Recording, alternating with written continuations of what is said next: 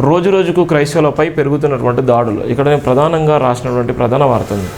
ఎందుకు ఈ ప్రధాన వార్త రాసినంటే, ఇలా ఉన్నటువంటి క్రైస్తవులపై భయంకరమైనటువంటి దాడులు జరుగుతున్నాయి. ఒక పక్కన మతోన్మాదం, మరో పక్కన ఇలా క్రైస్తవుల మీద దాడులు. క్రైస్తవులు నిజంగా వాళ్ళు మనుషులు కాదా? క్రైస్తవులు నిజంగా వాళ్ళకు ఓటు హక్కు లేదా? క్రైస్తవులు ఓటు వెయ్యట్లేదా? క్రైస్తవులకు ఈ భారతదేశంలో బతికేటువంటి హక్కు లేదా? భారతదేశంలో నివసించేటువంటి హక్కు లేదా? రాజ్యాంగం వాళ్ళు కల్పించలేదా?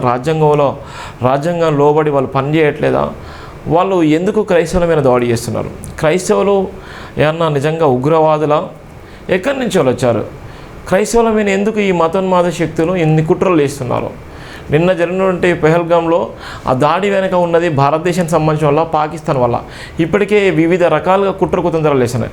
రాజకీయంగా లబ్ధి పొందడం కోసం బీజేపీ ఆడుతున్నటువంటి డ్రామా.